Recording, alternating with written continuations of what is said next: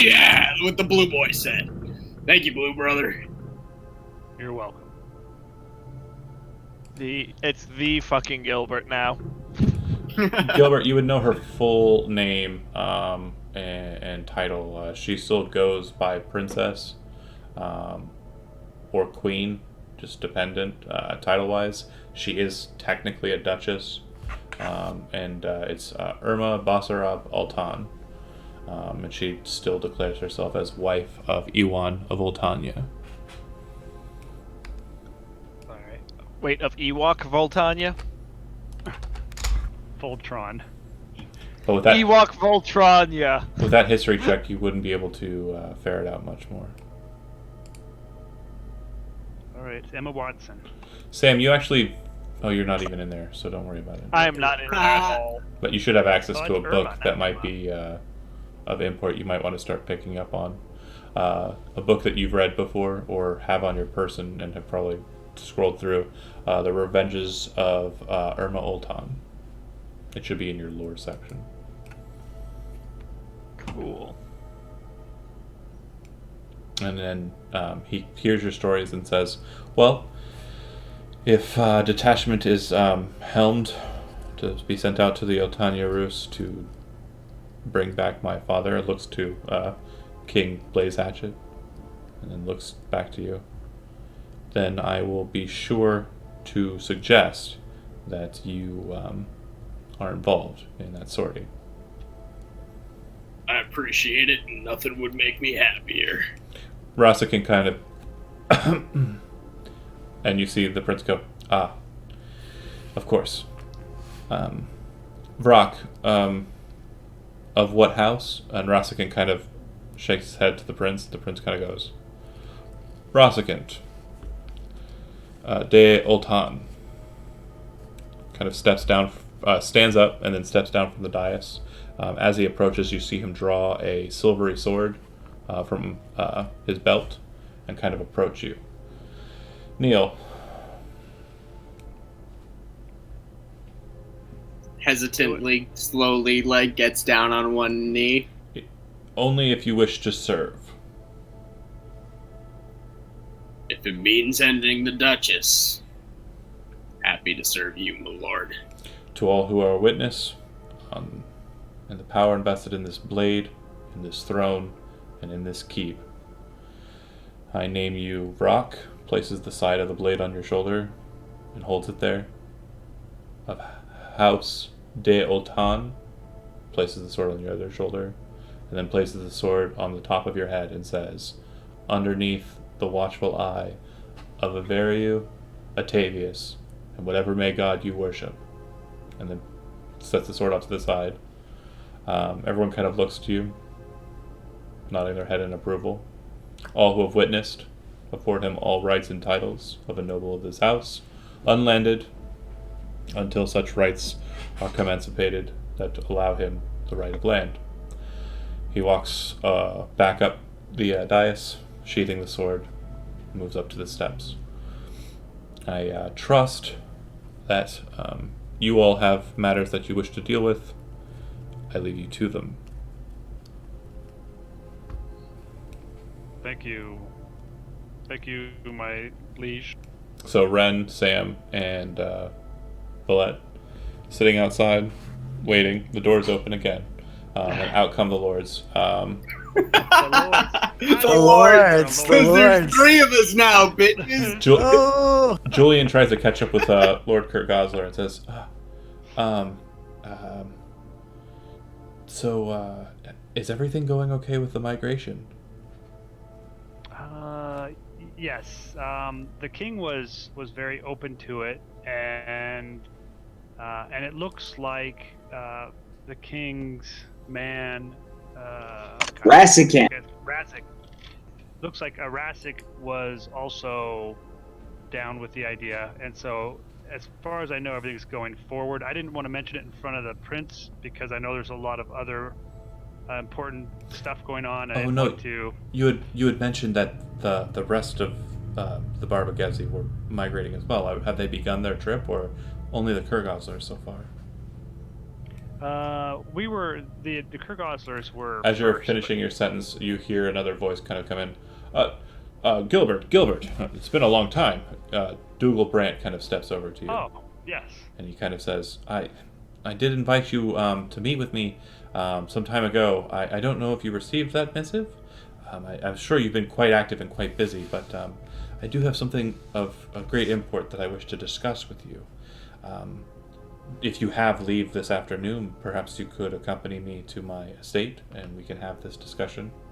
Kind of looks to Crosswell in private. Okay, sure. Yes, I could meet you at your estate. Very good. Do you wish to accompany me now, or should I expect you this afternoon? I'd look at everybody. How about this afternoon? Very good. He steps away. Do you mind if I bring company, or bring a You, companion? I would rather the discussion be between you and myself. Okay, but what if I brought somebody just to accompany me on the journey, and they didn't have to necessarily be part of the conversation? If you wish to have a guardian with you, that is fine. Yes, I don't might see do why that. you'd be wary.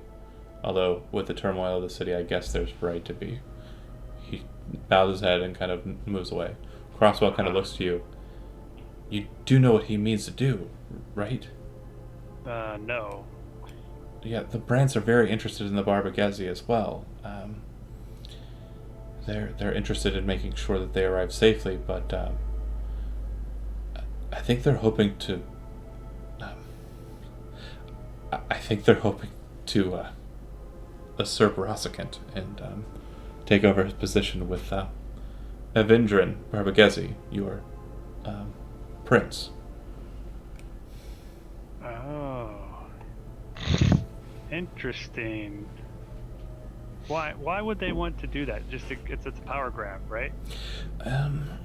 Crossbow kind of looks around.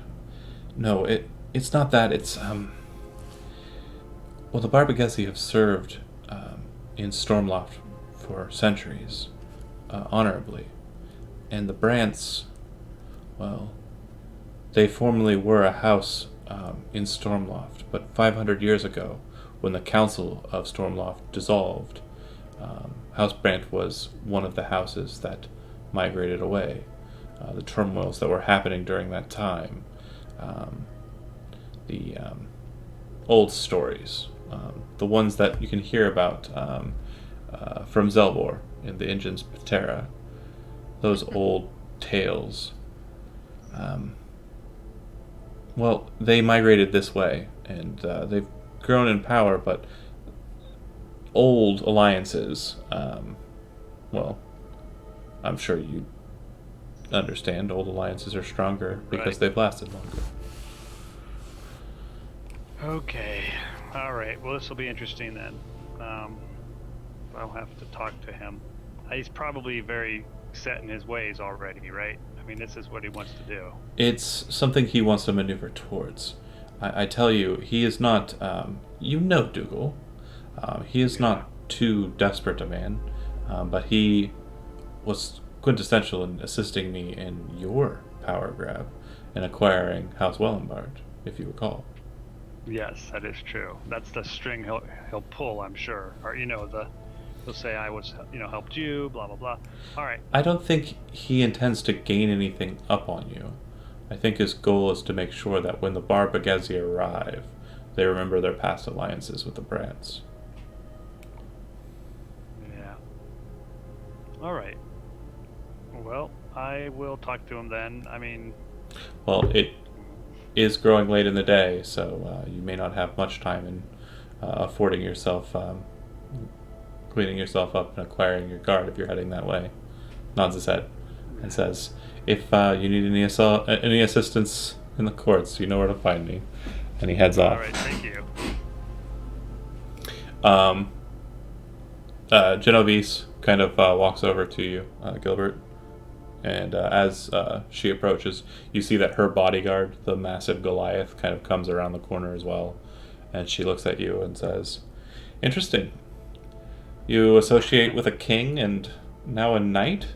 Looking to Brack and Brox. How intriguing. Yeah, it is interesting, isn't it? You were nothing more than a clerk when I first met you. I know. Sometimes people have like a meteoric rise to, lordship or power, and I don't know, what can I say. I guess I'm just lucky. Well, if you ever wish to treat with me, you know where to find me. And I'd be more than willing to accept an audience with you. Well, accept you into my audience, rather. She kind of rephrases it not to sound desperate. Right. Although it kind of shied through. Please like me. Please. Feel free to stop on by. She smirks. And the bodyguard kind of nods his head, looks at Brock's, nods his head, looks at So Brock. this guy's actually bigger than Brock's, No. right? This Or dude's Brock, like 7'9". because he's a Goliath. Yeah, he's massive. Brock isn't tall. Brock is like just a big Nah, bundle of he's muscles. Real small.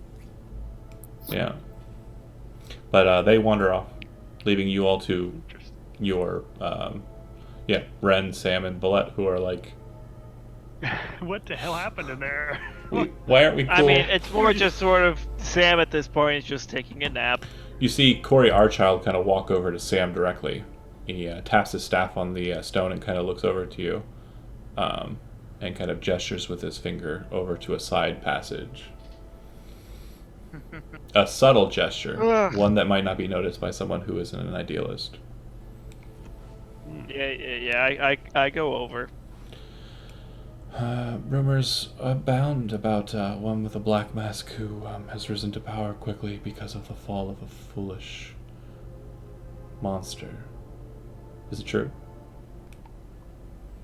Yeah, well, you know what they say about monsters. They eventually get their own.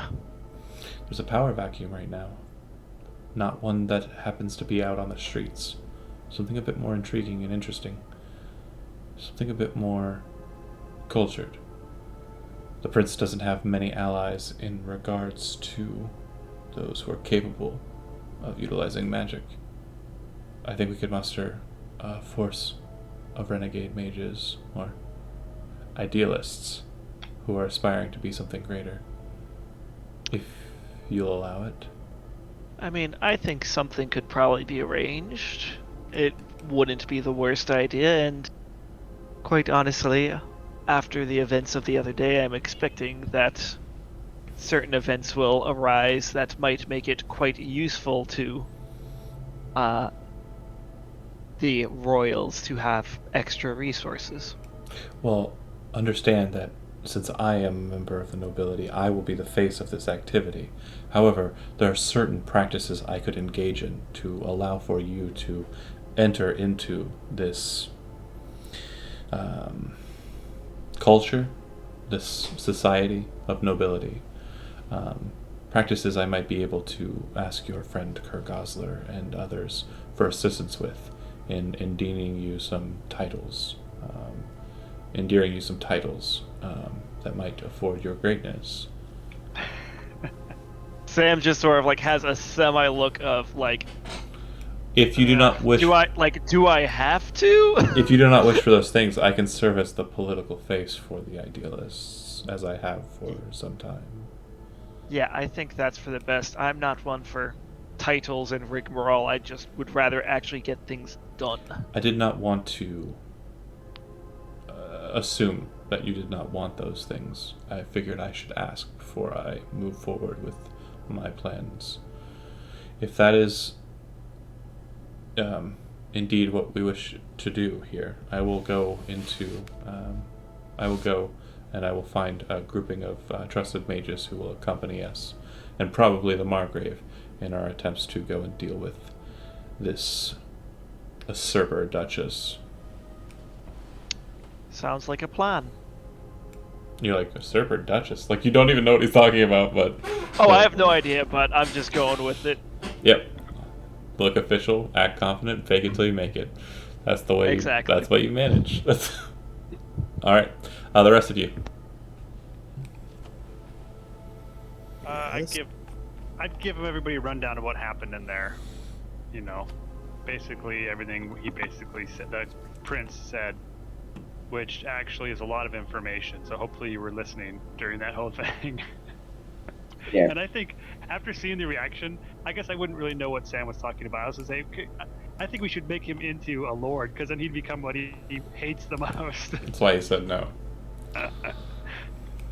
Okay, I wouldn't be becoming a beholder.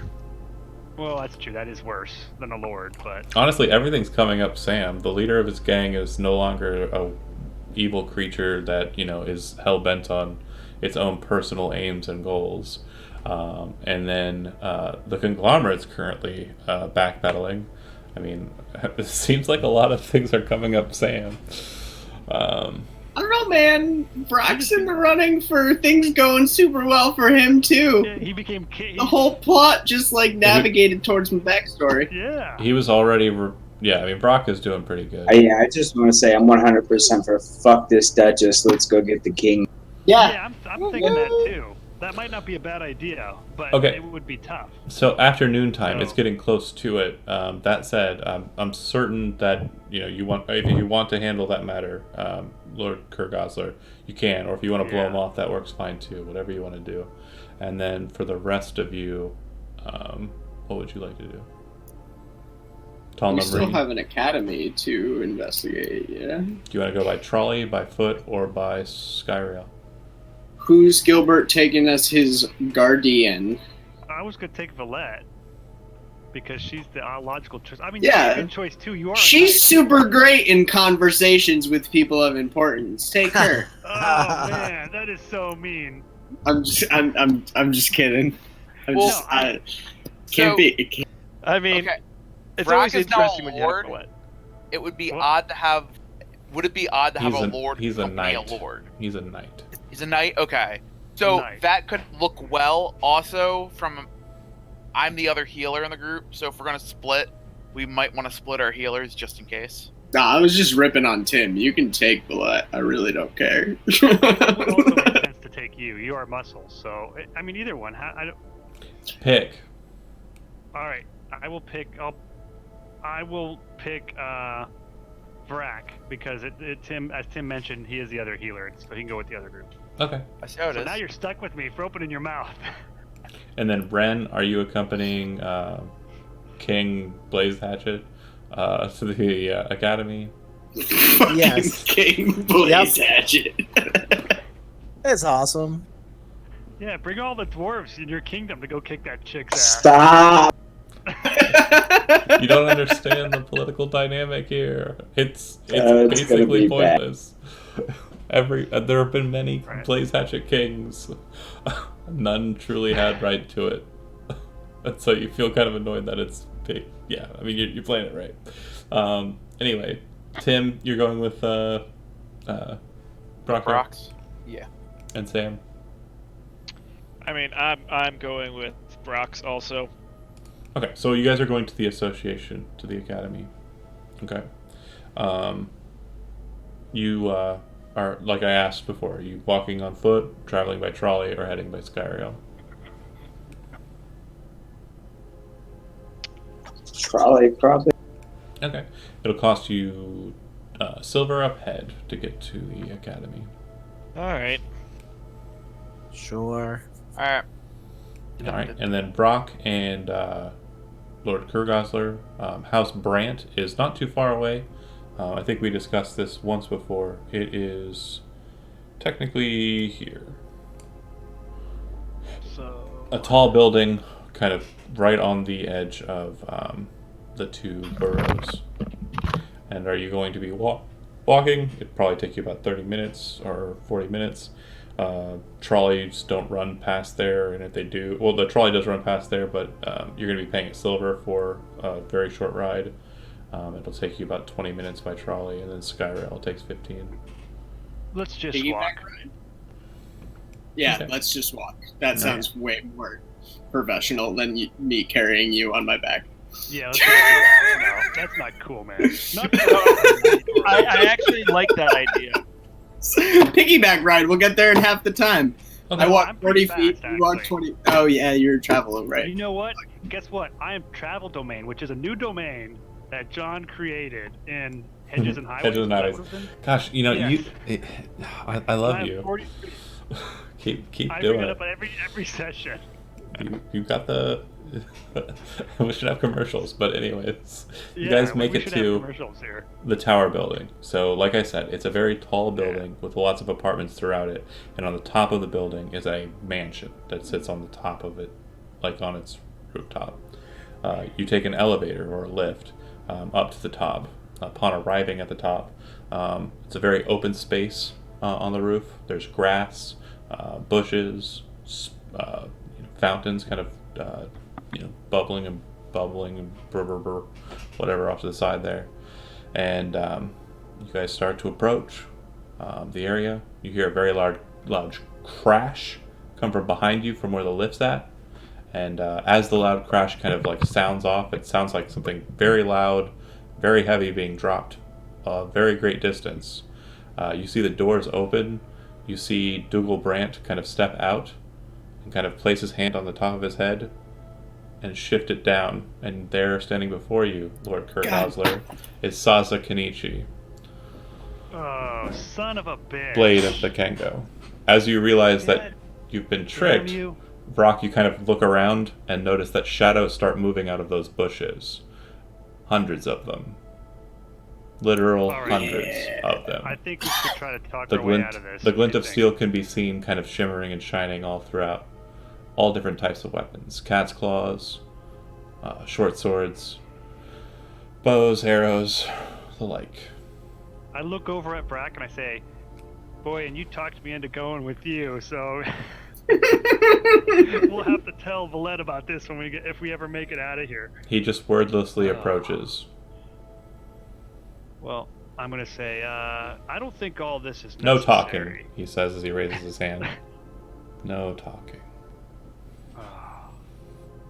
You mean Brack's got Zaza a said big that? old fucking smile on his face.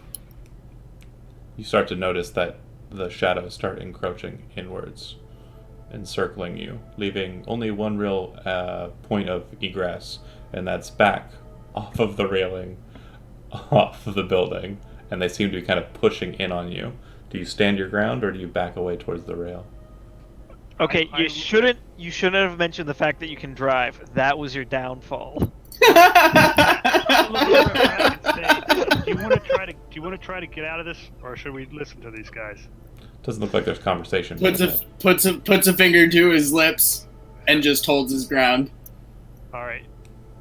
You notice I'm waiting for Saza to fucking make a move. You notice the arrows are being pulled back, and the weapons are kind of moving in a very tactical fashion. The cat's claws are up front. Right behind them are the swords. Behind them are yaris or glaives. Spears, rather, and glaives as well. And counting as you're kind of looking around, Brock, somewhere in the 50s at least. I said hundreds before, but now that you have more of an eye of it, it was just a lot of motion from what you could tell. It's a lot of people. They have you basically semicircle encircled, and Saza keeps moving closer to you. Honestly, I think our best move is to wait for him to approach and say what he's gonna say. We're gonna die if we do anything else. All Okay. right. We'll wait then. All right. As you guys stand there, kind of waiting idly, arrows start to get loosed. Oh, fuck. shit. Uh-oh. They're shooting at us now. All right. We roll initiative then. Can we roll initiative? Well, you guys said you were standing your ground. but if they start That shooting you at would. us, Can we- Well, did you I'm draw not gonna do weapons? I guess would have been the No. thing I was kind of looking for in that conversation, not or if draw you backed weapons. away or not. No. Yeah. So No, I literally didn't draw weapons, didn't make an aggressive move. He's got us surrounded, hands are up, and you fucking got us. If you're Okay. gonna murder us, murderize us. I'm But gonna- we're not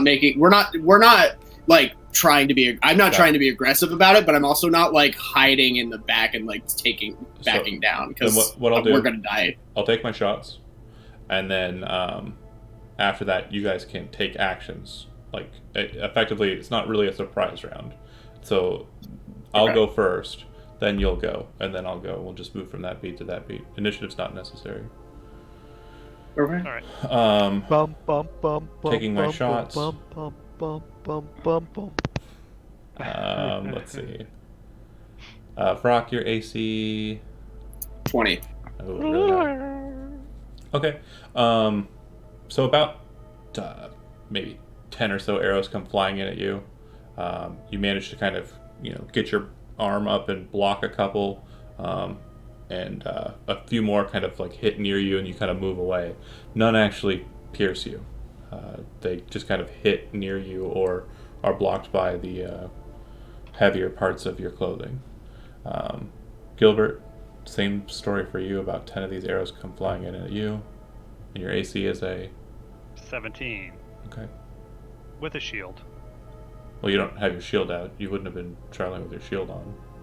All right, 15 then. Okay. Hmm. So about 6 of them hit you. Ouch. That's gonna hurt. Yeah. Doing the math. I'm gonna have to get a calculator out probably to do my points. You'll take 34 points of damage total. Oh, that's not bad. I mean, it's a lot, but it's not that hard to do the math. So a couple of the arrows kind of stick into Lord Kurgosler, Brock, as you watch it. Seeing the situation as it stands, they can continue firing volleys, and it looks like their defensive posture isn't so much in a posture of we're going to descend upon you. It's more of like a cornering, so that, like, how like a very vicious animal, like when it gets kind of cornered, it becomes very aggressive, and the best bet is to kind of just stay back and kind of try and prod it with something. Mm-hmm. That's the mentality you're currently getting at this current stage. And Saza's kind of standing there, not too far away, maybe 50 or so feet away. No, 30 or so feet away from you. Kind of standing there with his arms crossed, just watching the situation unfold, like he's taking pleasure in this kind of torture. Not of you, because he doesn't know you, but more specifically of Gilbert. So what would you like to do? Real quick reminder of the scene. So you're basically horseshoe enveloped. The back of you is off of a building, which is about 80 feet. Yeah, about 80 feet drop. And Saza's about 30 feet, kind of at the head of the horseshoe. Alright. This dude is definitely out to kill us and not out to talk. So Vrock is going to reach into his pocket and pull out a tiny little statue, about a couple inches tall. Okay. And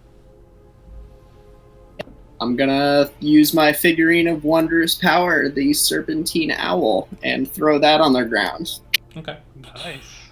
The owl appears.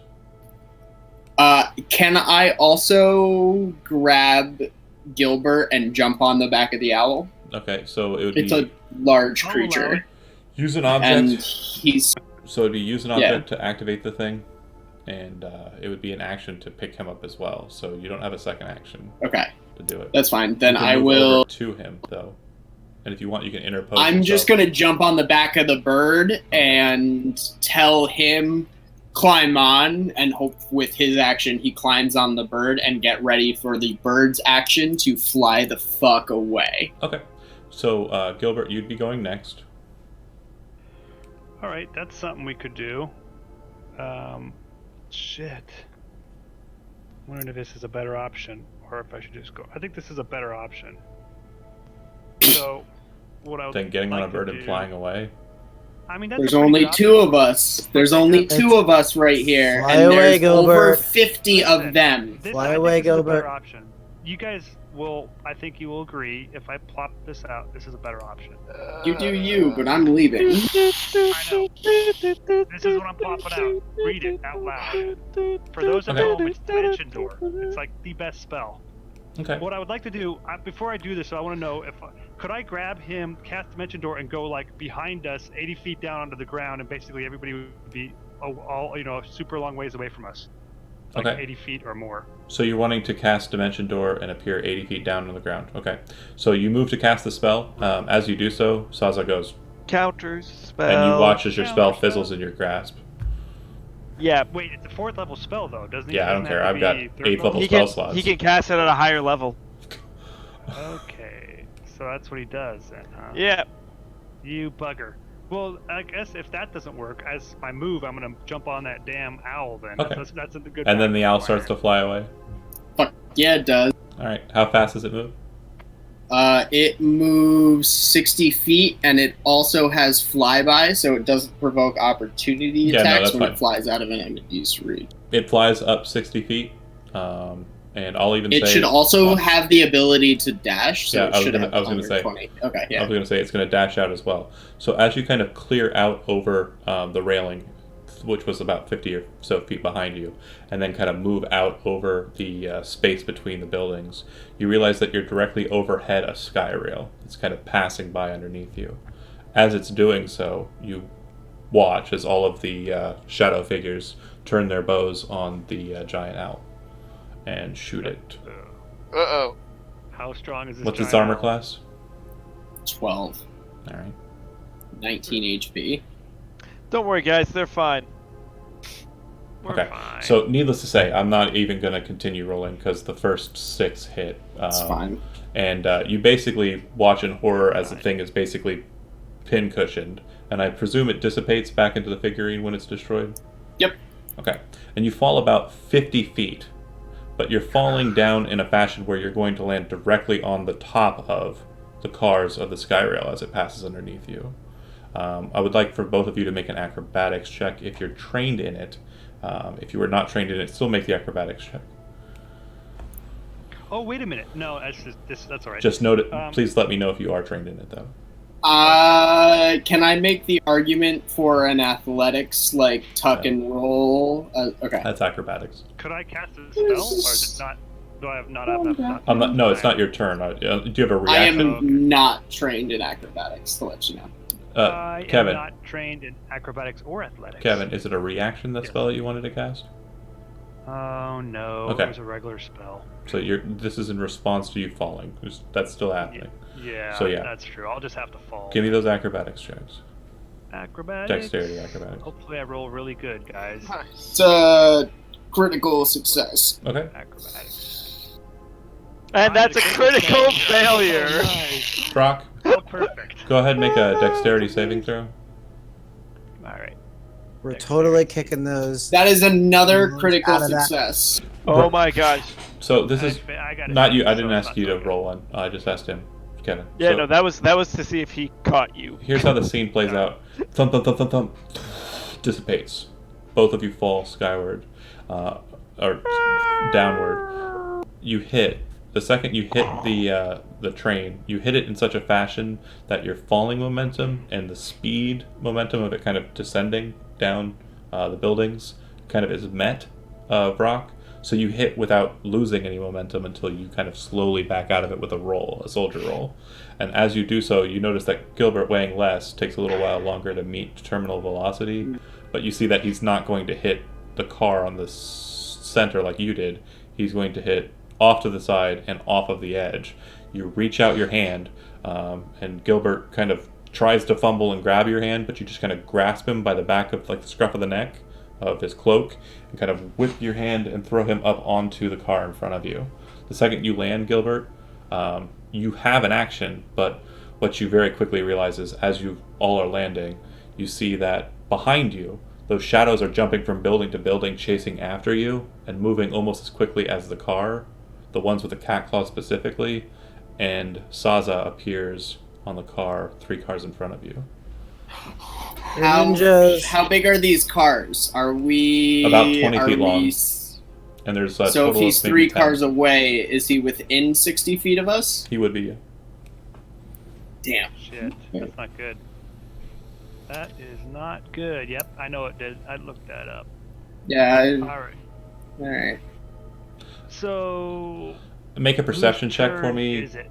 It'd be you and Brock, but Gilbert, go ahead and make a perception check for me while you're rolling. Perception check. All right. Where is my perception check? Boom, boom, boom. 21. That's good. Finally rolled Okay. something good here. Looking at the situation as the Skyrail kind of descends down into the city, coming closer to, like, it's not coming directly to a stop yet, but it's kind of heading in that trajectory. You would note that it's getting closer to, like, the sides of the buildings instead of kind of over the buildings, the shorter ones. And you're pretty sure if you timed it right, you could jump off of the sky rail into the window of a building. Boy, that seems like that would have to be the perfect jump. Fuck yeah, buddy. Let's John McClane this shit. I guess I would try to do that then. I would say to Vrak, I'd be like, hey, check this out. We can do this. And then I'd watch him do it and I'd fail. Let me break the window so you've got an open hole to jump through. Yeah. Dimension door would be really good right now. No, but Well- we have to be a ways away from the guy first. Saza There's a range. appears on that. near them. He's within 60 feet. Yeah. Right.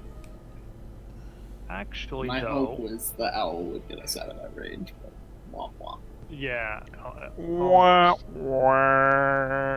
So if we run and jump, right, like we're gonna try to do, could we also have an action after we land, or? Potentially, depending on how the jump All through right, goes. let's go ahead and try it then, right? You want to go ahead and try this, John McClane, out of here? What the hell? I mean, you might as well. It's the best shot you Brock, have. you said you were going first. You can go first. Yeah, Rob. he's gonna let me go first. Athletics. I'm sure. Yeah, go first, please. Because if you make it, then I feel better that at least somebody's alive. A solid It's only jump. a 16, but Okay. it's a solid 16. 16. And Gilbert. That's a 16. That could be a lot worse. It could be a 9.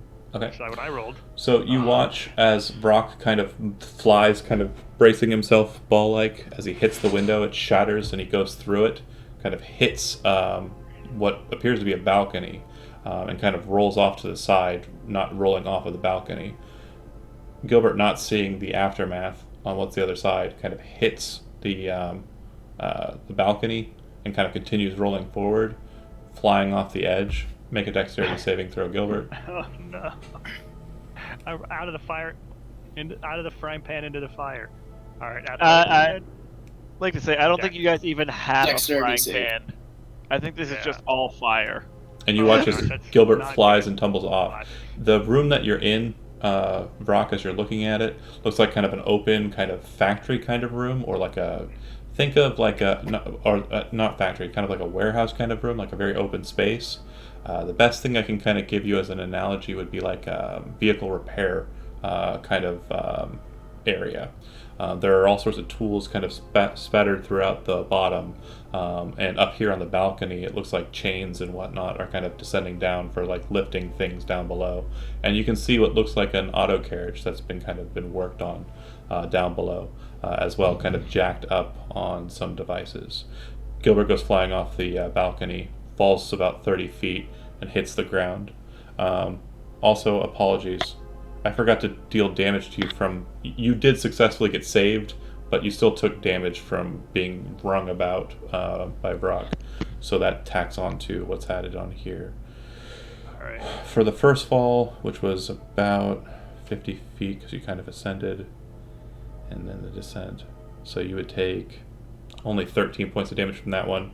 And then from this new fall, Not bad. yeah, it's only 8 points of damage for this fall. But you are prone and no actions at the end of it as you kind of hit. Okay. On the So I get no actions, you said? yeah, because you basically the wind's knocked out as you hit the All ground. right.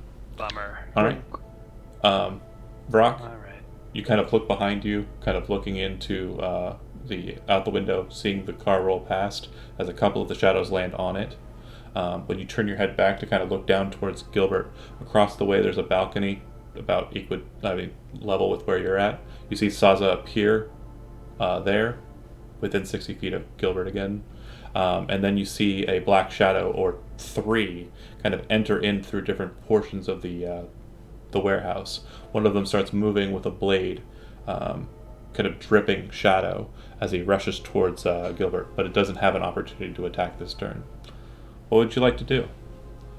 Keep in mind, this is a bit more cinematic than our normal combats, so the more bombastic your activities, the better. How far away from the car am I? Could I get to the car and try and drive it into the guy charging Gilbert within a turn? So, no, the car would be a bit further away from you than that guy, but you feel like you could Okay. drop down and land on that guy, or land in that guy, if you wanted to. Yep, that's what I'm gonna do. I'm gonna Assassin's Creed that bitch. Okay. Make your attack roll. And make an acrobatics check. It's a 14 on the acrobatic. Okay. 27 on the attack. All right, damage. 17. Gilbert, as you kind of lay there prone and kind of and look up and see Sazo appear up on the balcony, kind of directly in your eye line, you see a shadow of the glint of your eye. You kind of turn and look at it and see this, horrid-looking just wraith kind of darting towards you, and then you see this prismatic blade just sear right through it, splitting it clean in two and causing just a gout of red to splatter everywhere as Vrak kind of slams down on the ground and rolls. Vrak, you are prone at the end of this motion, kind of rolling out onto your feet, and you take 4 points of damage from the fall. Cool. All right, Gilbert. Can I shout to Gilbert that there's a car in the warehouse? Yeah. All right. Cool. Guess who knows how to drive a car? Okay, Gilbert. It's about I'd say angle 50 feet away from you. So standing up will take half your movement, which is a speed of what, 40? You have channel divinities left, Gilbert? Yes. If I were to use a channel divinity which let all of us move, would standing up be part of that? I would think so. No, you still have your movement for the stand. So. Oh, you do? Yeah. It takes half of your I'll movement do it to anyways, stand. because I believe that thing is like a bonus action. Let me Right. just check here. So for your regular movement, you stand up, and then what's your base speed? Base speed is 40. Okay. So together, you have 20 feet, and then if you step together, you can move to it. And then what's your base speed, Brock? 40. So you'd be able to move 10 feet. You're just within 10 feet of it. He can move 120 feet, but you're right. He has to stand up first and then move. You Yeah, would, so- as your bonus action, after standing up, you'd use step together. You'd move 60 feet. You'd be at the car and still have your action. Sweet. We will do that then, because that's the way When to you go. get to the car, what would you like to do? Well, oh god, he's probably not close enough to me anymore to dispel okay, my yeah. magic. Well, do me a favor and make me just a perception check. Sure. I'm hoping at least he's not within so many feet. Perception check. All right, for those people at home, I rolled perception of a 22. That was a good roll. Yeah. Looking at the interior, you've seen the inside of auto carriages, and so you're expecting specific things to be present, like a steering wheel, a shift, and all of that. Looks like most of the innards of the cabin of the vehicle aren't present, like someone was working on it. Shit, that's not good, guys. Okay, so we got to run from this guy. He's getting Okay. closer. I would You still have your action. on. All right, I would reach out and touch Frack, and I cast Fly on him. I'm hoping he's too far away to get counterspelled. The spell doesn't happen. Oh, my spell doesn't happen? Shit, this guy sucks. Alright, let's keep running, I guess. Well, your get turn out. is complete, Yeah. and Brock, you've acted as well. You see Saza disappear and appear just barely visible behind the car. You then watch as he kind of takes his hand and just swings it like that, and the car gets knocked off of its block and just flies straight at the two of you. Dexterity saving throws from both of you, please. Man, John really did have a bad time at work, didn't he? My goodness. I am This gonna is use bad. my inspiration. Okay. I'm Kevin? going to take it like a gnome. Kevin, you watch as Brock kind of spins about and kind of like flies to the ground, like prone, but like in like a push-up position, and it goes over his head. And as you're kind of watching that happen, you feel the car just tank you in the side of the head and continue spinning, knocking you ass over tea kettle. Nice. Take That's not good. 18 points of bludgeoning damage, rolled low, when the car is catapulted into you. Again, you're the only one who can heal us. Don't Yeah. don't that's don't true. forget that. As Kevin. the car spirals, Please. as the car spirals further on and just kind of slams into a wall, kind of breaking it open a bit, you notice that the three shadows that had, or the two now, because one was split in half, the two shadows that had already entered in, it seems like they're being accompanied by more that are entering through the same passage, about three more. And then you can hear the sounds of footfalls landing on the balconies, and can see that 6 of these shadows have stood up next to Saza at the top, and they are drawing their bows. They won't get to act this turn. So, Vrock, 2 shadows between you and the hole in the wall.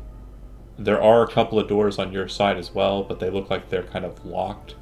There are windows underneath the balcony that Saza is standing on top of, and there are windows on the balcony that you landed in on, underneath it. You can't recall how far the drop is, though. So I'm like not on the ground. You don't think so, no. Okay. How far away am I from the nearest window? So it'd be 30 feet to the one underneath Saza, and it'd be about 60 feet to the one that you came out of. Underneath the one you came out of.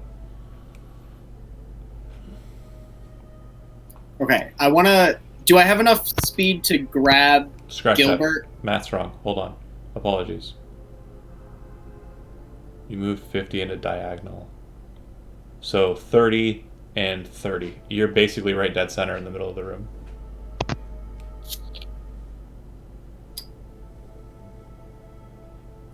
Can you grab Gilbert and rush towards the window and jump out? All within the same turn. I would say it'd be easier if he jumped onto you and then you dashed to the window. Because your speed will be half if you take up Gilbert. Then I will use my first part of my movement to run to Gilbert and crouch down so he can jump on my back. He's actually like within 10 feet of you, so it's not too far. Okay, then yeah. Yeah, you kind of. Then I'm going to wait for him to get on my back, and I want to my goal is to dive out the window and tuck and roll with him in like a baby cradle, so I take all of the fall damage. Okay. Because I have triple digits of HP left. Like, I want to cover this kid like a little baby that needs my protection. Okay. Go. And I apologize. It's the balcony that Saza was on, but he's no longer on the balcony. He's actually right there near you, within 20 or so feet. Okay. So, Lord Kurgosler, what would you like to do? Can I jump on his back? Yeah. Or can you jump in my arms because I'm covering you with my body? Okay. Since you're trying I to got you, babe. embrace him from not only the fall but also the damage from the glass, go ahead and make me just an athletics check, strength athletics check, Brock. It's a 15. Okay. You grab up Lord Kurgosler and kind of tuck him into a little gnome ball. Rush for the window. As you're doing so, you do see that the shadows are kind of pursuing, and you also hear the footsteps of the shadows outside kind of turning about as if they're going to look out the other windows. You slam through the window, kind of tuck down, and realize that the fall is about 30 feet down. So you've gone down about 50 feet from your initial height. You fall. You slam into the ground, but you manage to have the gnome on top of you as if you break his fall, and you take finally some good rolls. You take 12 points of falling damage, and as you hit the ground and kind of look up, the two of you expending your actions, you see that the windows kind of push open. They're kind of like those windows that do that little deal, and you see the bows kind of reach out and arrows start coming straight down at you. Are you still trying to impose yourself to defend Kurgosler, or? Yep. I want to soak every arrow I can. All right. So about 6 of these arrows are flying into you. You said you had a 20 AC, but You got it. So I'm trying to think of how this will work. Because normally shooting at a prone target means I have disadvantage, but because we're shooting at you from a height straight down, you're kind of flat out to them. So I'm going to ignore that part. I won't have advantage in just regular shot. So Okay.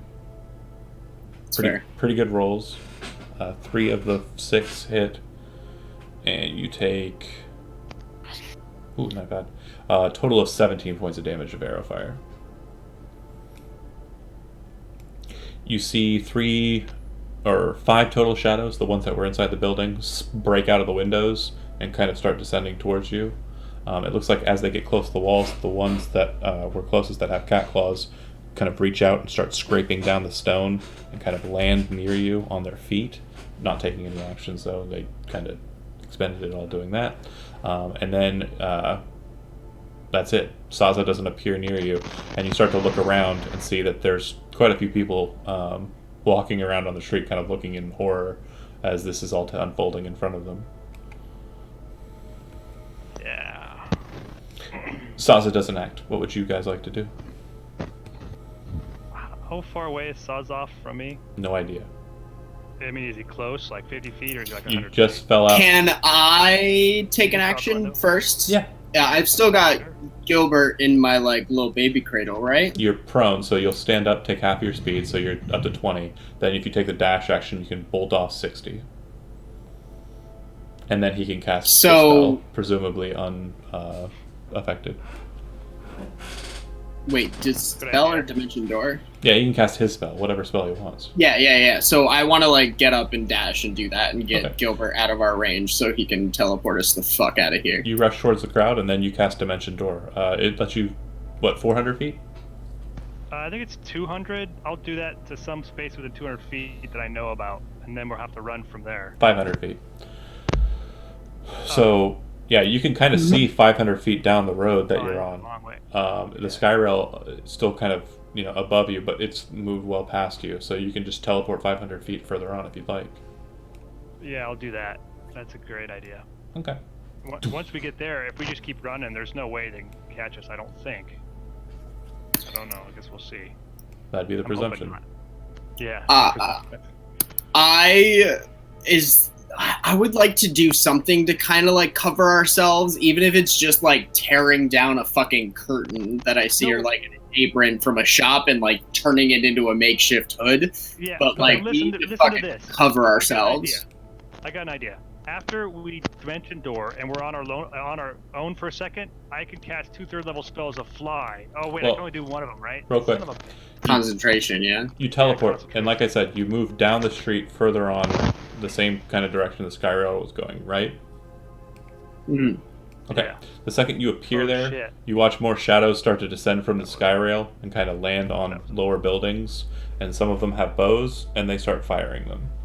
Are we around people at this point? Yeah. We've moved hundreds of feet. Are there any yellow caps in this area? Is anyone reacting to this shit? You do see that there are a lot of people kind of screaming out and kind of being horror. It looks like most of the lemon caps are heading towards where all the breaking of windows and craziness was happening down the streets.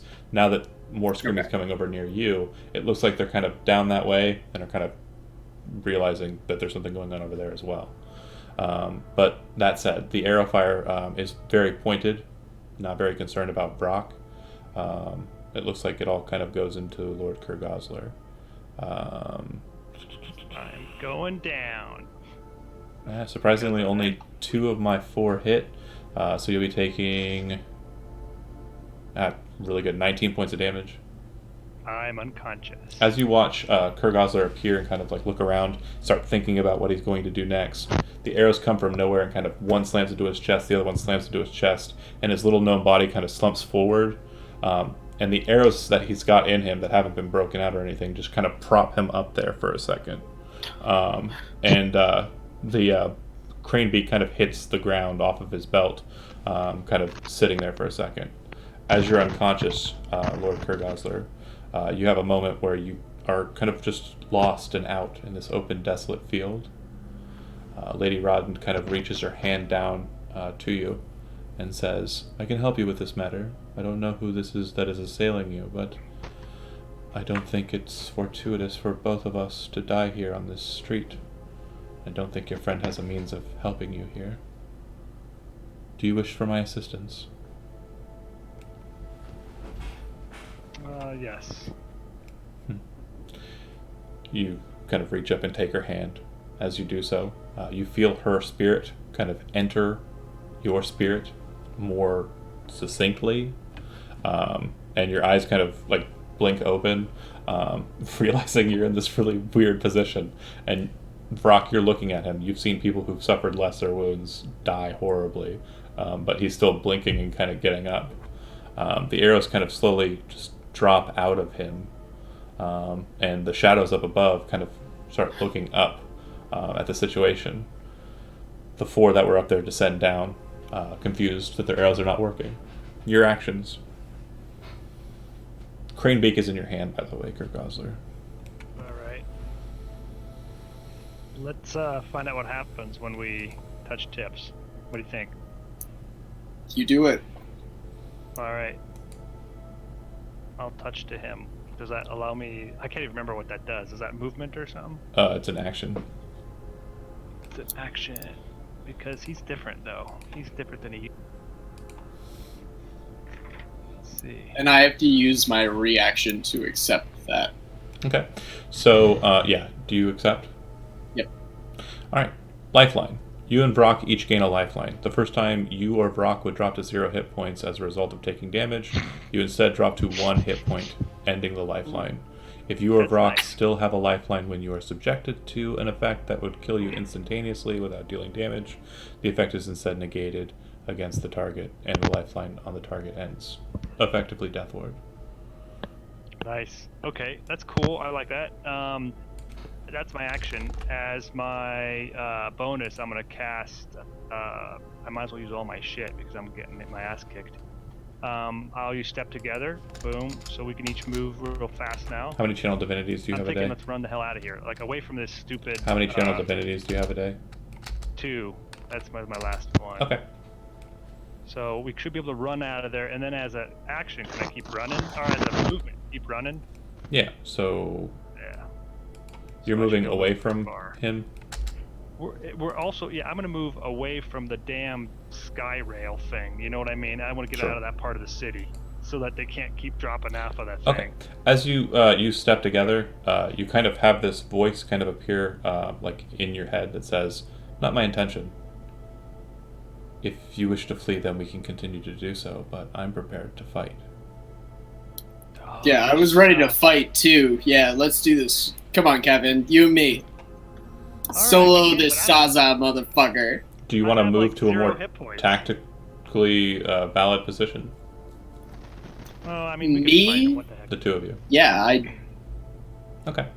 I mean, I think at this point, like, I don't care what Gilbert is doing, but I think now that we've moved to an area where there are lots of people around and we can get the yellow caps here, I think our best bet is now to draw the attention to this spot and stand our ground until we can get the fucking city guard on our back. Like, we've moved away from the secluded house and the secluded trap area. They're no longer on their home turf. Like, Vrock is standing his ground. Even if you step together, Vrock is turning around and fucking facing off. It's your up. If Gilbert, you want to continue fleeing, that's fine. But Brock, if you want to take your action, there are a total of 4 of them. It looked like they were in a position to fight 2 on 1, and they have short swords drawn. Yeah, I want to try and slice through these fucking shadows. Okay. Go nuts. First one's a 12. No. That is a failure. Okay. Roll a 20-sided dice for me.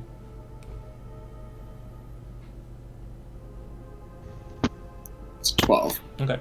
So as you kind of swing the first blade, he kind of gets his sword up and catches it backhanded.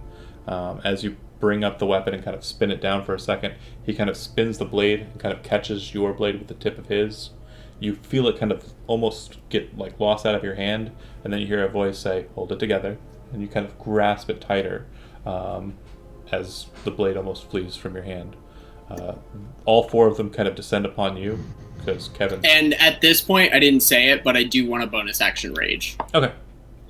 The 4 of them kind of descend upon you for a moment, and they all kind of initiate their attacks. It seems like they work very well together and are attacking in such a way to kind of feint, force your defenses one way, and then kind of attacking at a different angle, like wolves might do, if you get my meaning. Hit, and miss. taking... So it'll be a total of, after you're having, 8. And that's rounding off a single point, so lucky you. It was actually 17 total. They seem to be moving pretty well together in unison. At this point, too, as you're engaged in your rage, you kind of look down the street some distance and can see that there's a large kerfuffle kind of happening in that direction. But you also notice up above you, just beneath the sky rails, it looks like more of them are kind of moving this way. You guesstimate only about 10 more. Sorry, that was 17 before or after the resistance? 17 before, rage? so 8 total. Got it. Yep. And then Lord Kurgosler, you kind of moved away from Brock, but it looks like he's holding his ground. Right. I guess I will heal. How many hit points do I have? Because I know I. You came hear a back from voice being in dead. your head. Fight. Yeah. Right. But I don't need to know. Okay, fight. Fine. If I feel good enough to fight, then I guess I'll move forward and get my shield out and hit Putting your shield on is an one of those action. guys. What'd you say? Putting your shield on would be an action. Oh, is it? Yeah. Yep. Damn. That kind of stinks. Mm-hmm. All right. I will do it anyways. I'll put it on, and then I'll move closer because I'm not close enough to. Since I ran away from Okay. him last time, I'll have to run back toward him. So I'll put that on and move toward him, and I guess I'll get ready to. I guess I can't cast a spell, right? Because I already used my action. Yeah, Put on my That's shield. it. Son of a Brock, bitch. I'll cast one next time.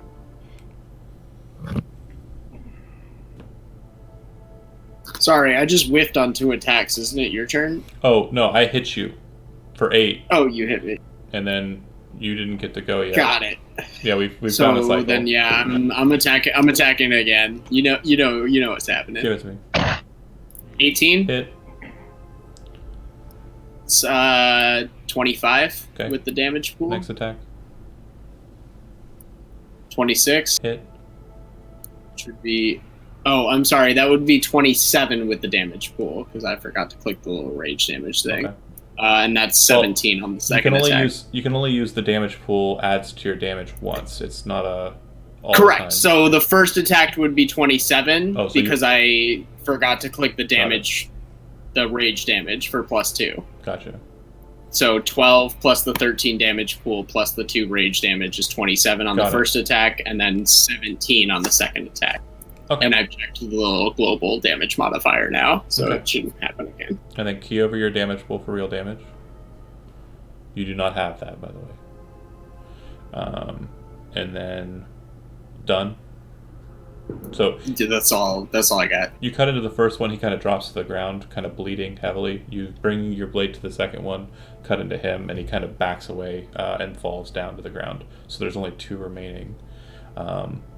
Then you see about 6 more kind of land on the ground about 30 feet out and kind of start advancing towards you, drawing weapons. It looks like, a mix and match of weaponry, sickles, what have you.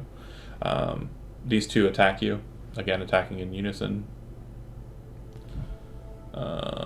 Miss, unfortunately, and hit for 11 points of damage, so 5 after having.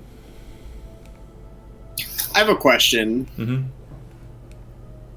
Does the damage pool only add 5, or would it add 11? Adds 5. If you're raging, It adds it 5. adds it. Okay.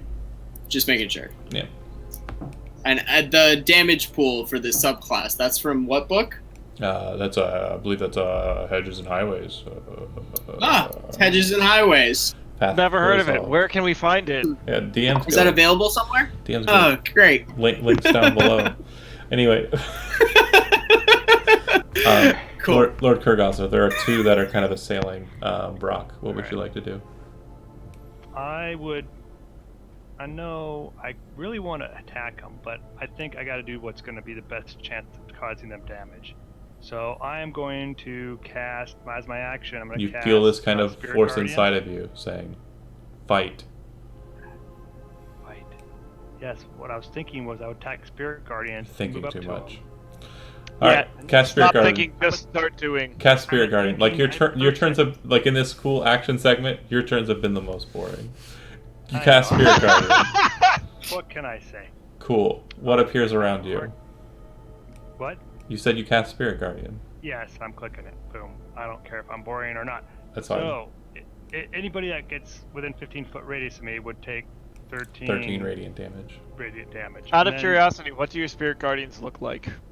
It looks like little blue gnomes, like Okay. family members, kind My of. gosh, even his spirit guardians are boring. I know, right? Exactly. They Oh, can do your God. taxes for you, or they can kill you. Oh, that's great. They're all Whatever. litigious. Well, I'm going to be close enough for those two guys that are hurt that next round I could actually attack them with my crane beak if I need to. You're like Mr. Meeseeks. Okay, perfectly Yes, acceptable. exactly.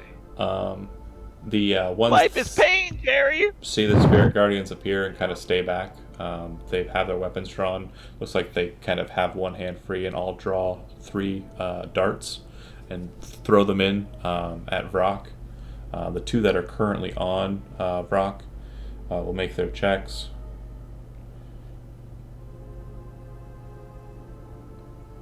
Okay. And what was? I'm sorry. It was Wisdom, right? For Spirit Guardians? Yeah.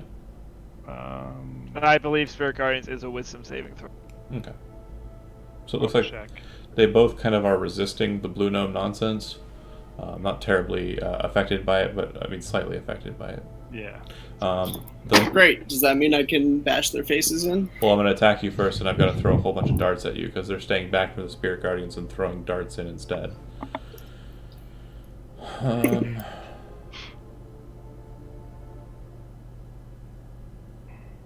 Okay, Brock. Oh, shit. Okay, a couple of crits. Okay, so the total amount of damage you'll be taking in this round from 6 dart throwings and the 2 blades, which all of them hit, all of them have advantage, and I got pretty good rolls here. It looks like it's going to be a total of 48 damage. Ouch. And then half would be 24. You still standing? Yeah. Okay. Now you can attack me. There's only 2 in melee, and then there's about 6 that just threw darts, and it looks like 4 more landed behind them.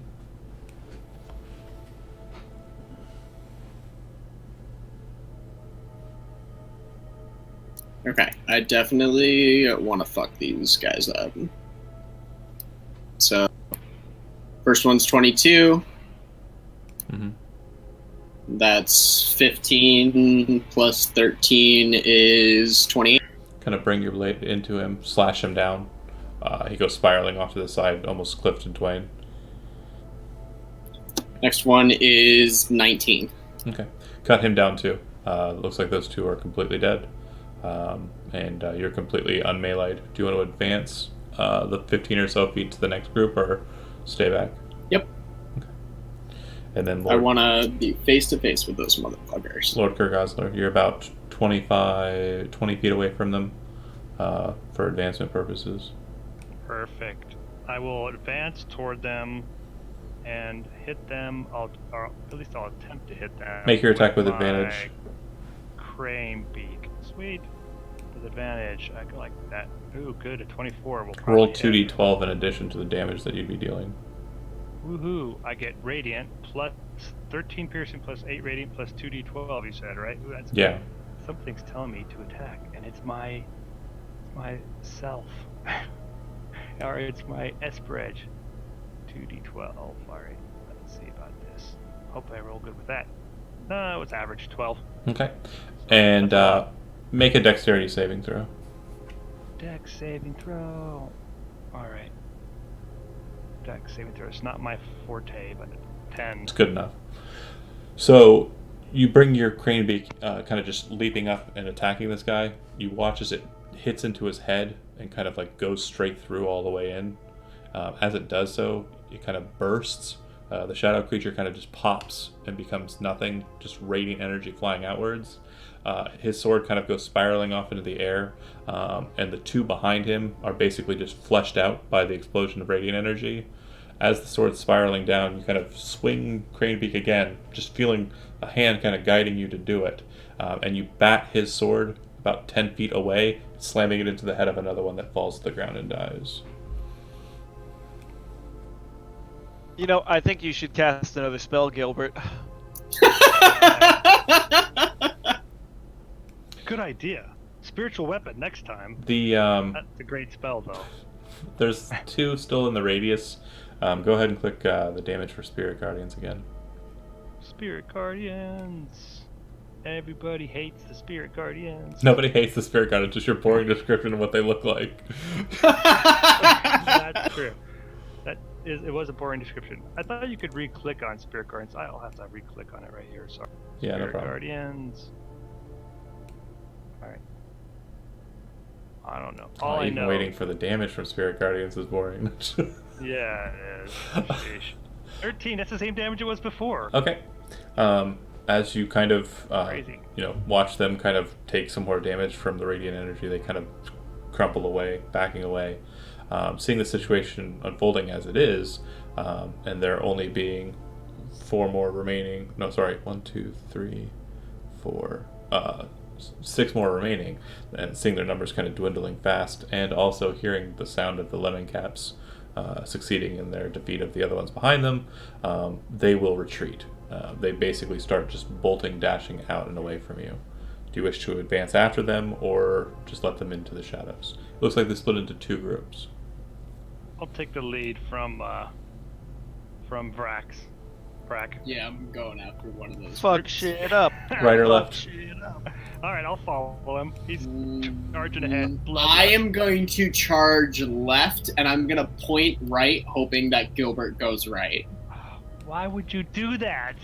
You're the only reason I'm alive in this. You don't have to follow my direction. I'm going doing left, and I'm pointing right. You can make your own choices. I'm following you. I think if I leave, I'll end up dead. You should be able to, with your 40-foot speed, you should be able to catch them.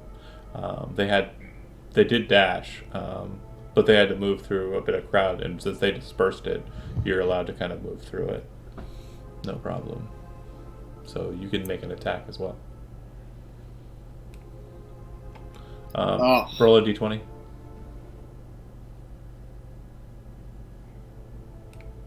It's a 10. Okay. You bring your blade in. They kind of stop and kind of screech across the ground. He kind of kicks his foot out, and as you kind of see, there's like a glint of metal on the base of his foot, some sort of climbing device. He kind of catches your weapon with it, kind of pushes it off to the side.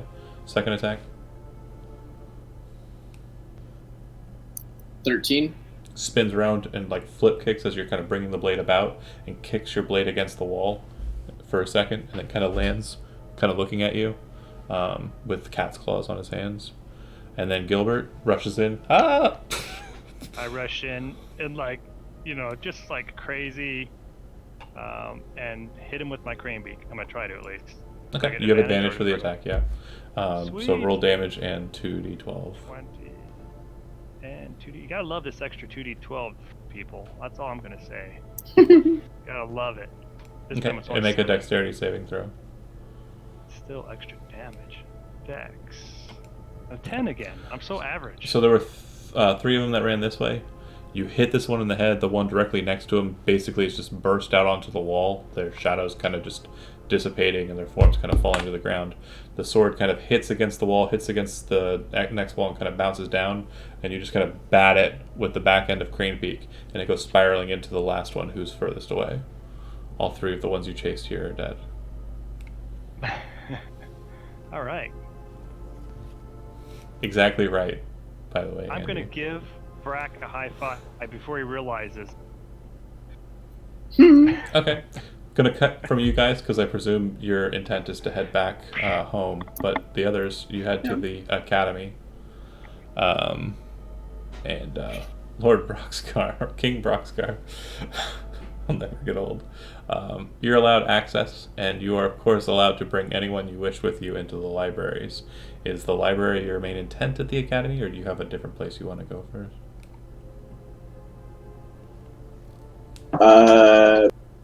Yeah, the library is my main intent. Okay. So you guys head into the western corner of the academy. So the academy is broken up into 5 buildings. There's the central building, which is the main place where academy courses are held. the top left is the association staff segment, which is where the libraries are kept, and all records that the association is able to gather and glean are kept. Sam, for you, this is kind of a treat, in that not many people are allowed access into the academy unless they are truly going here for a purpose. And when you enter into the libraries here, you're seeing titles of all different types of histories, and a lot of things that you think to yourself that could kind of like connect some dots with some certain, things that you've been thinking about. You could probably spend a 6 day to a month, maybe even years in here, if you really, really, really, really wanted to. But yeah, Ren, it's a library. Valette, there are a lot of books, but you've seen larger libraries in your time. Well, no, you actually haven't. The Conglomerate's Tower doesn't have a larger library than this. This is the biggest library you've ever seen. Quite massive. What's the subject matter you wish to look up, Roxgar? The Shedham. Okay. If you're doing so by yourself, with no assistance, it'll take some time. If you wish to help him. If you wish to call over actual librarians to assist you, it would take a shorter amount of time. Oh, actual librarians? Sweet. No. No, you don't want any assistance. That's fine. If you know what you're doing, you know what you're doing. I'm just saying. Ren's not going to be much help, is what I'm trying to say. Like, even though he said, I'm willing to assist, it's basically I am like, trained in history, but that's about it. yeah, but you can make a history check to try and figure out the system that organization is kind of held here, Ren, if you'd like. Okay, 15. You could probably figure it out with explanation from Brox. Yeah, you could help. Also. Don't you know, Dewey, that's a whole system. Alright. Shedham. Any particular prince in particular, or just all of it?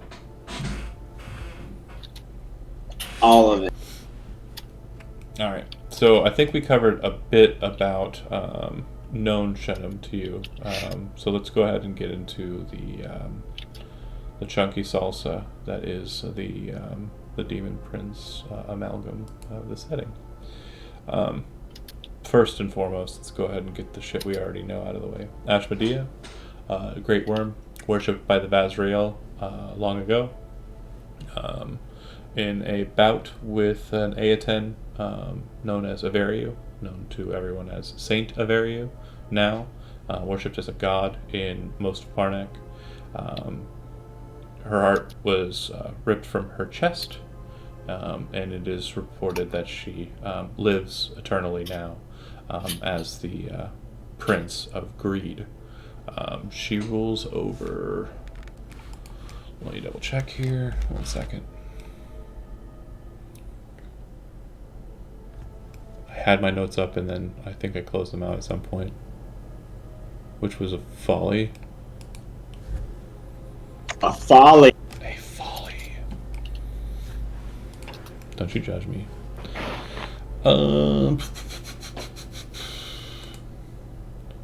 Ashmedea, Demon Prince of Green, reigns in the dominion of Nericon, the hell of the Wayless. Basically, it's known as the as far as hells go, it's believed that those who are greedy and have no purpose other than their self-hoarding or avarice basically wander within this hell to be respun due to their greed. And what I mean by respun, just so you guys understand, according to the Shedham tradition, reincarnation is a thing, but your soul is expunged of all of its former memories and cycled back through the wheel of Emirnian, which should sound familiar to 4 of you, and spun back into a new life.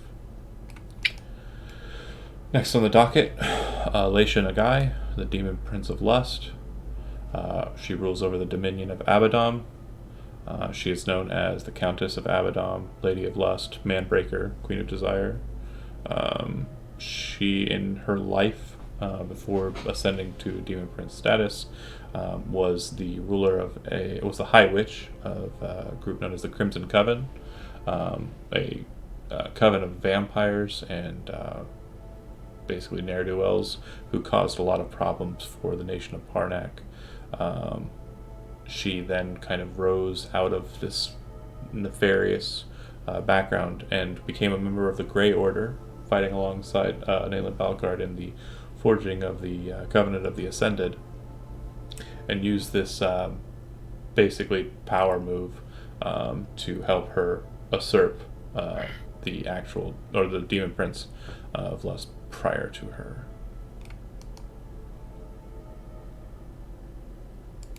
Anna Slane, the Demon Prince of Despair. She kind of rules over, so you understand what the sin of despair really is. It's cowardice, fear, kind of falling into the trap of despair more often than you'd ought to. Her dominion is the dominion of Yo, also known as the wild wilderness of Yo. It's said to be a horrific place that cackles with purple lightning across its dark gray skies. Nowhere to run, nowhere to hide, and just boundless demons of the more feral variety, Balgura and the like, that run rampant within that place. Balberith, the Demon Prince of Betrayal, and to kind of give you an idea of what betrayal is compared to like deception and the like, it's more of an act of treachery or treason, kind of a deception in some regard, but not really that portion of the act. It's more or less the betrayal of another individual. He rules over the realm of Avernus, and Avernus is basically just a horrid place, jagged and terrible, where the landscape itself is willing to turn itself upon you. In the Shedim, there are a couple of entities that are not demon princes, which we'll cover in a moment.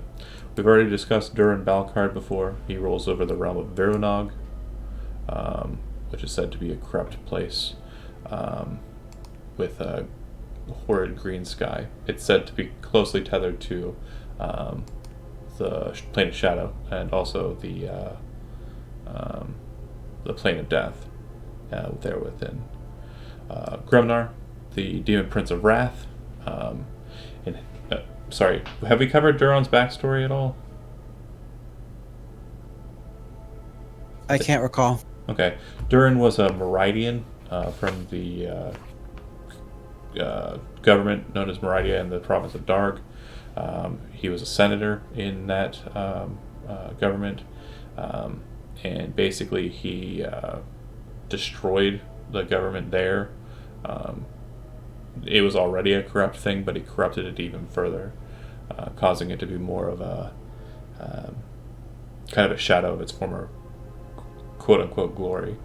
Grumnar, back to the Demon Prince of Wrath, Fury, Hatred, Wrath, rules over the plane of Jehonim, and he is said to be a massive black dragon, minotaur, half demon beast that's kind of ascended to grander status therein.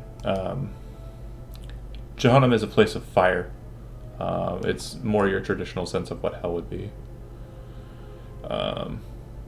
Gusion, the Demon Prince of Pride, rules over the plane of Avisi. He is also known as Gusion the Golden Emperor, also Gusion Prideheart. He's typically seen adorned with symbols of the Atavian cross, which is kind of a diametrically opposed thing to what you'd expect on a demon. But that's what he's got. Where'd Joe go?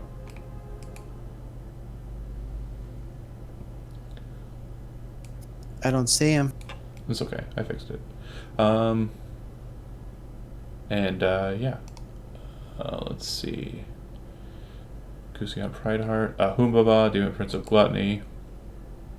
Rules over the plane of Elkos, which is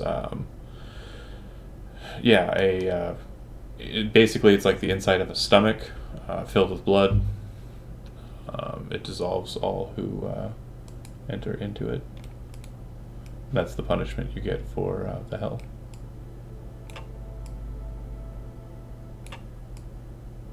Let's see.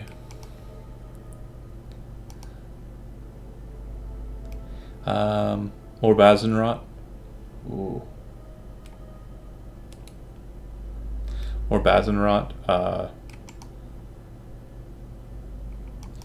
Sorry, now my computer's having issues. Fun times. More Bazenrot, the Demon Prince of Sloth. He rules over the plane of Theyaven. Theyaven is said to be a hell that is very similar to the elemental plane of Earth, except replace soil with corpses or sleeping folk. And it looked upon on the outside. It looks like a small planetoid of just bodies.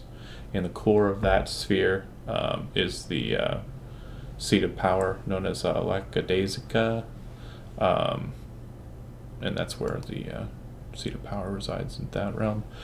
More Bazenrot is also known as the Slothful Slime Lord, the Pudding King, Lethargic Prince of Theyaven. Nabarius, Demon Prince of Oppression. To understand what that sin means, it's not so much... I guess it's kind of in relation to... Well, it's cruelty, despotism, and oppression. Nabarius is a very massive great red axe. At least he was when he was seen in the material plane. Most feel that he's some sort of boundless entity. But when he was in the material plane as the axe, his nature was to basically corrupt whoever wielded it. Nabarius rules over the plane of Kuzima, or Kuzimu, which is just a place where everything that enters into it is put to work. Meaningless, pointless tasks. Sod Derlithoth is the Demon Prince of Envy, rules over the plane of Amduat. Sphere is Envy. He's said to be some sort of outsider creature, an aberration from the far plane that's entered in and usurped that position from its original lord. According to the histories, some declare that it happened, that he became the Demon Prince before the supposed distortions caused by the Chronomancer Cardiff. Some declare that Sod Derlithoth became the Demon Prince of Envy after Cardiff's stories. There are a couple of notes here, books, that are written by Zelbor that try and point to clarity for this, but even within his testaments, it seems to be kind of a contested issue when Sod Derlithoth became the Demon Prince of Envy, chronologically. Teffington, Joe Orbick's favorite, the Demon Prince of Vanity, rules over the plane of Ufern. Ufern is an open space of blue sky with wisps of white cloud drifting about. Throughout the plane are jagged metal islands, all with those who've committed the sin of vanity bound to them, unable to look at anything but the sky. There's one island kind of in the center of it. A jagged metal throne sits upon it, known as Twain, and it's polished to a high sheen, so anyone approaching it is forced to look upon themselves. And last but not least is Vice Des Teshinen. Vice is the ruler of Omegadon, Demon Prince of Deception, and he rules over Omegadon, the Smoking Mirror. Omegadon is said to be a place that's filled with mist and smoke, and hot ash that blows about, ever-changing terrain within that is a lie. It's all a lie. Any other questions about the Demon Princes before I discuss the other two entities in the Shuddim?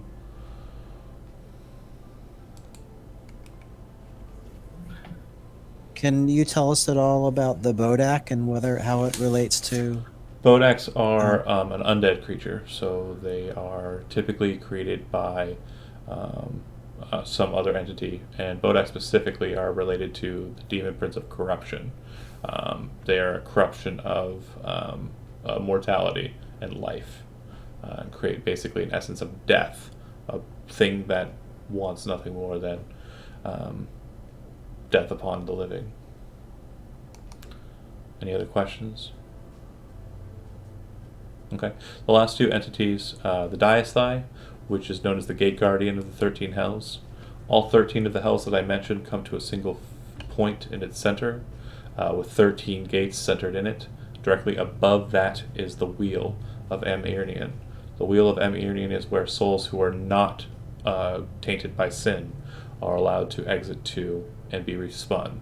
So the tradition is if you die, you go to your god's heaven, or you're spun in the wheel for the neutral portion to be reincarnated, or you go to one of the hells.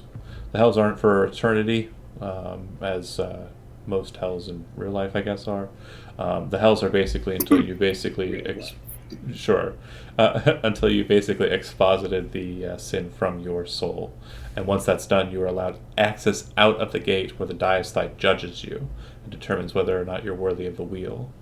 There have been some stories, more romantic stories than anything else, where individuals have exited out of a gate, and instead of being taken by the Diasthai and respun by Emirnian in the wheel, they've actually been judged by the god, who's allowed them to move beyond the wheel into their heavens.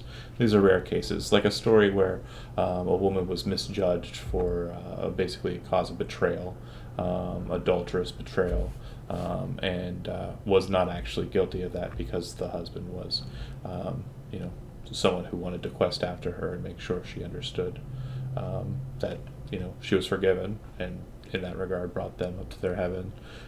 Some nonsense like that.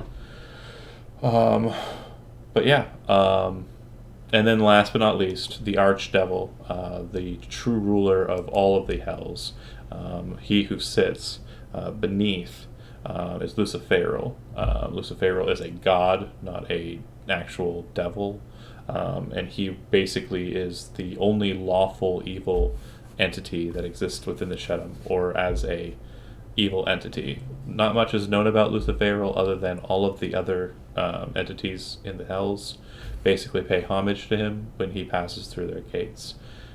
Not many people worship Luciferal.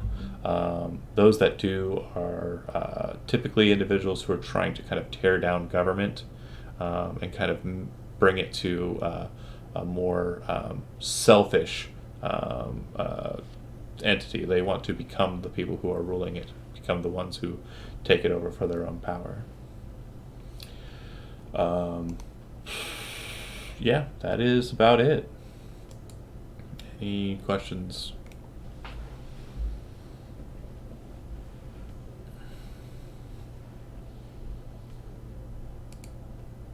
All right.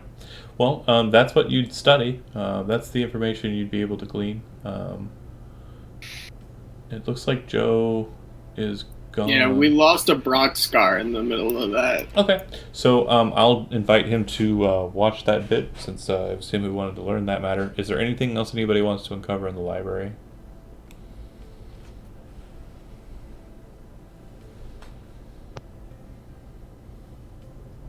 Is there anything that we could... Go ahead.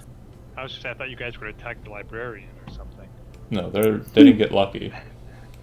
Anything Okay, related sorry. to the swords? I was muted. Actually, I wanted to take a look at the history of the conglomerate, in specific any instances where they en masse fighting. Okay, I need you to make me a intelligence history check for this one's particular.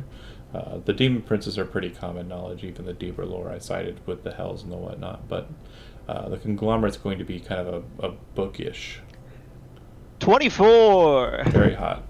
So Nice. you find a couple of bits of information that are kind of things you're, flippantly kind of passing, but then you find a very strange book titled The Scion and the Emissary. As you're kind of looking it over, and it seems like it was cited by a couple of other tomes you have kind of looked at, and it's one you've been kind of looking for a copy of, only now just finding it. And it basically explains that it's a testament from the point of view of an individual named Malebranche, who historically is someone you recognize.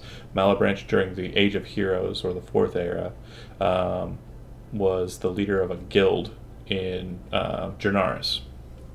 And according to what it states here, the dynast king of Old Hystric, the capital of Jernaris, basically afforded Malbranch a lot of great titles, and his guild did great good for all of Jernaris until they were confronted by an individual known as the Emissary. The Emissary rode on a dragon named Chok Reskafar, a green dragon, very powerful green dragon, and basically stated to the guild that he would oppose them at every bit. It was assumed that the Emissary was a noble of the old Hystric kind of magocracy, and that he basically was opposing the guild because they were becoming favorites of the dynast king over the nobility. Later, this association, entitled in the book as the Conglomerate in its earliest stages, was formed up of 5 individuals known. Only 2 were ever titled, and none of them were ever named. The Scion and the Emissary. The Emissary was this noble who rode around on a green dragon, and the Scion was faceless and formless, and a deceiver. And it is said that the Scion was the very first High Magier of the Conglomerate towards the end of the book. The treachery that the original 5-man Conglomerate basically enacted against the guild led to a what is known as a Night of 100 Screams. The guild was 100 man strong in its hero total at that time, and not but one of them died. This story rings familiar. As you're kind of looking to it, you note that the tale basically outlines an individual named Colgar Blazehatchet, who, in his wrath, kind of disappeared from the story. But you recall from Broxgar's tales that, and also according to the Asperedge, that Broxgar's ancestor here fled the city, and instead of enacting his rage to try and kill everyone that wronged him, allowed the wrath to subside within his heart and effectively defeated his sin at that point. So it looks like the earliest stages of the Conglomerate were responsible for the destruction of this guild that's kind of associated with Colgar, and in turn Broxgar's past, and specifically in Jernaris. Interesting. And so you're wanting to know more about the genesis of it. After that point, they basically usurped the Dynast King, which you already knew, and took over power in the city of Old Hystric. They gained favorability with Meridia after its destruction at the hands of one Durin Balcard. And it was very easy for them to enact power at that point because the Senate had been destroyed. And their most powerful senator had been raised to the status of Demon Prince, outside of the world that you know. Another country that kind of swears fealty to the Conglomerate more wholesale than your kingdom and also your empire is the nation of Leviat. Leviat being the kind of most western province just north of Jernaris. It's said to be ruled by an enclave of mages, very powerful, very ancient old mages. And there are rumors and some proof that you can find that it was once ruled or may still be ruled by a creature known as a prismatic dragon. Not many of these things are known to exist, but they apparently are, instead of being one color or one metal, are basically all of them. And yeah, you would also learn more about the Conglomerate's presence in Osiria.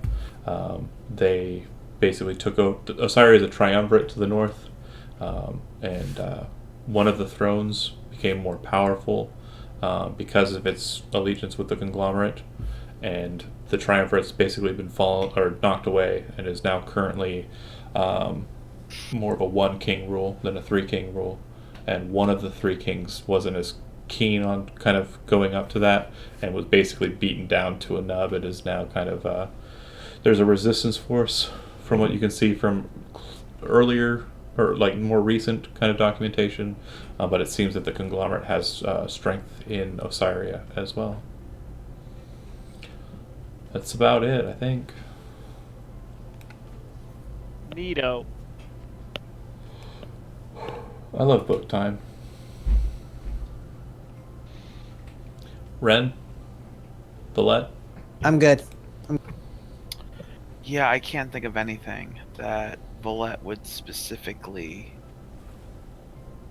be looking for right now. Okay. Alright. What I'll say then is you guys continue your studies probably along with into the evening. Gilbert and Brock, you make it back to House Kurgosler. Lord Kurgosler is still battered and bloodied, and kind of confused at how the spirit of the weapon kind of guided you in your strikes and helped you be a bit more, well, quite a bit more combat efficient. Something you'll have to reflect on at a later point. Any other questions for me then? I'm going to go ahead and call the stream. Thanks for watching. Alright, thanks for watching.